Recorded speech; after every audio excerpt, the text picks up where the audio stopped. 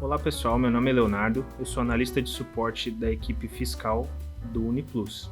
Hoje nós vamos falar sobre nota fiscal de serviço, conceitos gerais. Então, o que é a nota fiscal de serviço? Ela é um documento digital emitido e armazenado eletronicamente pela prefeitura, ou no caso da nota fiscal padrão nacional, pela Cefaz. Para que a emissão seja autorizada, os dados inseridos eles são processados e validados pelo provedor ou pela prefeitura, e se tudo estiver correto, o documento é gerado. Atualmente, então, existem duas formas de emissão de nota fiscal de serviço, pelo portal nacional ou através dos municípios via integração com os provedores. Então, quem é que pode utilizar nota fiscal de serviço ou nota fiscal eletrônica? No caso de NFE, é qualquer empresa que possui CNPJ ou CPF mais inscrição estadual, no caso dos produtores rurais, e estiver credenciado na Cefaz. A NFSE, qualquer empresa que possui CNPJ e seja contribuinte do ISS, que é o Imposto sobre Serviços. Qual que é o fato gerador? Compra e venda de produtos, no caso de NFE, e NFSE é a prestação de serviços no geral.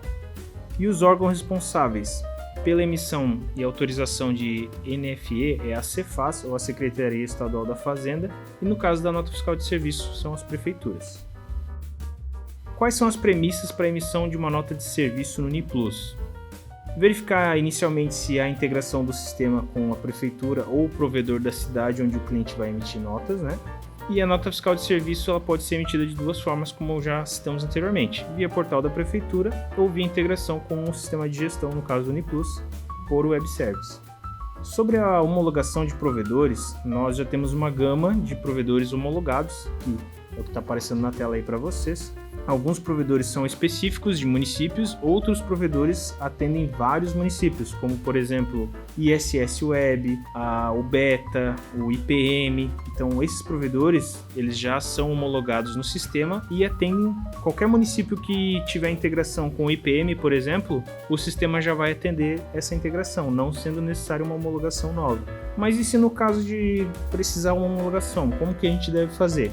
O processo inicial é a abertura de um ticket para iniciar a homologação do provedor com o sistema, no qual você vai enviar todas as informações possíveis, né? Modelos de exemplo de nota, documentação do provedor, base de dados do cliente, certificado digital se for possível, e as credenciais para acesso ao portal da prefeitura para emissão de nota de serviço. Por que isso é importante? Para que a gente tenha todo o material necessário para que a homologação ela seja mais rápida e eficiente, não dispensando perder tempo com solicitar informação de novo ou retrabalho. Então, quanto mais informações mandar, melhor. Aí o ticket vai ter um andamento mais rápido.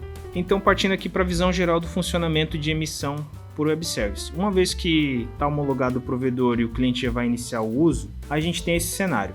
Aqui no ambiente do cliente, o sistema ele grava, armazena, gera e transmite o RPS, que é o arquivo referente à nota de serviço. Esse envio ele é feito via internet, né, com um protocolo seguro, HTTPS, e a internet, no caso, é responsável pelo envio e recebimento das informações. Esse arquivo ele é disponibilizado para a prefeitura, que vai fazer o processamento do RPS, vai aplicar as regras de validação e, uma vez estando correto ali o arquivo, ele vai processar, vai autorizar e vai devolver o retorno desse arquivo para o sistema, se autorizado ou se rejeitado e o motivo. Qual que é a diferença então na emissão de nota de serviço pelo sistema e pelo portal da prefeitura? É bem grande. Pelo sistema, né, ele tanto quanto na prefeitura é possível emitir, consultar e cancelar as notas, né? A emissão no sistema ela é bem simplificada porque quando a gente homologa, o provedor, a prefeitura, ele busca o quê? O mínimo de informações possíveis transacionando no processamento das notas. Isso significa que não vai ser um arquivo completo que vai ser enviado para processamento. As informações elas são bem diminutas, porque a ideia principal é diminuir o consumo de processamento dos servidores. Então essa simplificação ela implica em uma diferença entre o que é emitido por web service pelo sistema e o que o cliente emite diretamente no portal. Já na emissão pelo portal, a chance de erros ou rejeições ela é bem menor, porque o ambiente lá ele já é preparado para cada prestador de serviço, com as regras específicas já configuradas no ambiente. Então ele só precisa chegar lá e emitir a nota. Já no sistema não, no sistema você tem que fazer uma parametrização de acordo com o que o cliente precisa emitir de nota, e aí pode ocorrer rejeição porque tem uma informação errada ou porque o cadastro não está certo. São N situações que podem ocorrer. E no caso dos prestadores que são MEI, as notas são emitidas exclusivamente no padrão nacional, que o sistema já possui integração com algumas cidades, tá? Isso é via convênio, ou através do computador ali pelo portal da NFSE nacional. Quais são os problemas comuns que a gente enfrenta falando de homologação e integração? Então a gente tem dois cenários. A gente tem erros e rejeições. Assim como na nota fiscal eletrônica, né, a gente tem erros e rejeições, a nota de serviço não é diferente. Na parte de erros, a gente tem os erros do sistema, que são mensagens de erro exclusivas do sistema, que são problemas de lançamento, por exemplo, que não estão sujeitos à validação da prefeitura porque o documento ainda não foi gravado, ou seja, não existe o RPS ainda, então ele não passou por uma validação. Obviamente o erro que está vindo ali não é um erro que é responsabilidade da prefeitura. Por exemplo, erro de comunicação. O cliente está sem internet, ou tem um problema na região ali do cliente, ele está com problema de rota para o servidor da prefeitura, é muito comum. No que tange a rejeições, aí sim, o arquivo ele foi enviado, a prefeitura processou, mas detectou um erro de alíquota, por exemplo, aí eu tenho uma rejeição específica.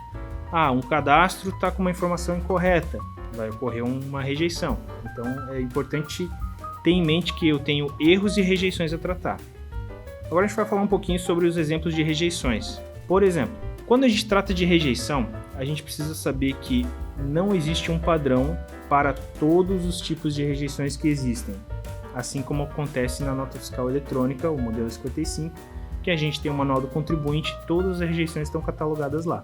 No caso dos sistemas de prefeitura ou os provedores, a gente tem uma infinidade de rejeições diferentes para cada município e cada provedor. Então eu posso ter um provedor que ele tem uma abrangência para vários municípios, mas cada cidade tem regras diferentes. Então tem essa rejeição aqui do ISS Online, na qual foi uma atualização, né, nas regras de validação dos dados da prefeitura e foi preciso fazer um ajuste no sistema. Então o que acontece? O cliente foi transmitir a nota, ocorreu uma rejeição, e qual a ação inicial? Pegar o XML e entrar em contato com a prefeitura, e daí eles responderam que houve uma atualização lá e a gente fez a correção no sistema. Segunda situação aqui, do Simples. Mesma coisa, tinha um erro no portal da prefeitura e o cadastro do prestador de serviço estava errado. Então isso aconteceu por uma ação do cliente, no caso, né? Não foi um erro de operação, foi porque estava liberada uma opção que ele não deveria ter acesso. Causou uma rejeição e foi necessário corrigir essa informação na base da prefeitura. Esse do provedor Tecnos, um erro muito comum, que é esse erro no processamento do envio de notas, tá? Ele pode acontecer com vários provedores diferentes. O que ocorreu? Ocorreu a troca do web service. É muito comum também os provedores atualizarem os web services, seja por qualquer motivo, e o sistema não consegue mais transmitir as notas. Então é necessário corrigir. E na questão do web service, nas builds mais recentes do UniPlus, a gente tem um parâmetro novo lá nos parâmetros da NFSE, que é o URL do provedor. Antes você tinha que abrir um ticket conosco para fazer essa atualização, porque essa atualização ela é feita no código fonte do sistema. Agora não precisa mais, agora você faz essa correção manual. Tendo em mãos a URL nova, você vai acessar os parâmetros da NFE e aqui na URL Web Service você vai colocar a URL nova e vai ficar tudo certo. Essa aqui do Tiplan também foi após uma atualização de build, né? Começou a ocorrer a rejeição das notas. No caso aqui, o item lista serviço informado incorretamente. Então foi necessário fazer uma correção na build futura para resolver o problema. Esse do Smart APD, né? Muito comum também após a atualização do sistema, né? Permitido somente serviços com o mesmo código DLC. E essa rejeição ela ocorre porque alguns provedores, quando você envia mais de um serviço, acontece de não agrupar os serviços na nota, aí o provedor rejeita. Então existe um parâmetro que agrupa os itens pelo código LC, disponíveis em alguns provedores. Esse aqui do município de Várzea Grande, é um provedor que é da própria cidade. Era um erro que foi necessário fazer o recadastramento do código LC no sistema, que estava sendo enviado pelo sistema, a prefeitura não estava aceitando. Então foi feita uma correção. Esse do IPM, muito comum nos provedores IPM, tá? Liberação do uso do web service, principalmente clientes novos. Clientes novos é necessário fazer a liberação do web service lá no portal AtendeNet. Cada município tem acesso a esse portal e ele é válido só para IPM. Se ele já usava IPM, não é necessário, mas é sempre bom confirmar. Esse aqui do IPM também, relacionamento de bairro e logradouro, mas ele pode acontecer com qualquer provedor. O que ocorre? Quando você emite uma nota de serviço, as informações que você envia, elas são úteis ali, mas o que é utilizado de fato são os dados da base de dados da prefeitura. Por exemplo, base de logradouro, né, bairro, CEP, tudo isso é utilizado com os dados que constam na prefeitura. Então pode ser que você verifique, mas esse endereço está certo, só que lá no cadastro da prefeitura não está. Então é necessário entrar em contato com a prefeitura para fazer a correlação do CEP com o logradouro. Esse aqui do município de Várzea Grande também. Foi necessário atualizar o cadastro do prestador na prefeitura, porque a rejeição era CNPJ não autorizado a realizar o serviço. Então o prestador, no caso, né, fez a atualização do cadastro lá na prefeitura e o problema foi resolvido. Mas e para obter o XML, como que faz? Então, assim, você é um analista N1, a primeira ação que você precisa tomar é, claro, verificar se os cadastros estão corretos, dependendo da rejeição, mas é primordial analisar o XML, pois ali você tem acesso ao que o sistema está enviando de informação. E o XML ele é sempre útil porque o primeiro contato tem que ser feito com o suporte do provedor ou da prefeitura, para que eles indiquem, isso aqui está errado, ou isso aqui precisa ser corrigido. Por quê? Como a gente viu nas mensagens de erro anteriores, as mensagens elas não são iguais entre os provedores, então as regras não são as mesmas. Por isso que é importante o primeiro contato com o suporte da prefeitura antes de nos acionar.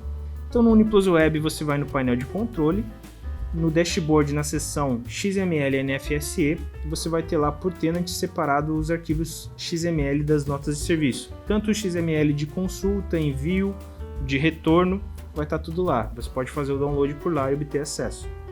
No desktop, essas informações elas são armazenadas numa pasta previamente configurada nos parâmetros da NFSE. O diretório ele fica ali, diretório arquivo XML. Se não tem nada configurado, esses arquivos não vão ser gravados local. Então você vai conseguir só se você for lá no portal da prefeitura e essa nota estiver autorizada. Mas se tiver ocorrido algum erro, você não vai conseguir analisar. Então primeiro configura uma pasta aqui, onde o sistema vai gravar as notas. E outras formas de se obter informações, diretamente no portal da prefeitura, né? Então, todos os provedores, ou a maioria deles, dispõem de um portal onde você vai buscar os manuais para consultar os documentos, né? Ver a documentação para homologação, como a gente já falou anteriormente, ver material para ajudar a resolver erros ou rejeições. Então aqui a gente tem um exemplo do provedor beta, código do KNAI inválido. Esse erro ele é relacionado a um código inválido do KNAI. Tu leu essa mensagem e já deduziu isso. Só que você não tem mais informações. Aí você vai lá no portal do beta e você tem a consulta de lote de RPS e aqui o primeiro erro, você passa o mouse em cima, ele já detalha, utilize 7 caracteres para informar o código. Então ele já está te dizendo o que você precisa fazer. Então é bem tranquilo. Tem provedores que não dispõem disso, então você precisa entrar em contato com o suporte, mandar o XML. Então, o que a gente pode fazer nesse caso aqui? Se você não dispõe dessa informação, você pode simplesmente acessar o site, né? Eu deixei alguns abertos aqui. Por exemplo, o WebSS, eu tenho aqui na tela de login a seção de manuais. E aqui tem manuais para tudo que você precisar, tanto da integração, para escrituração, manuais específicos para uso do portal. O da Prefeitura de Joinville, mesma coisa, mudou recentemente esse provedor. Eu tenho aqui na seção de downloads os manuais, esquema XML, tudo para poder analisar. IPM é a mesma coisa, tem a seção de manuais aqui, manual de integração.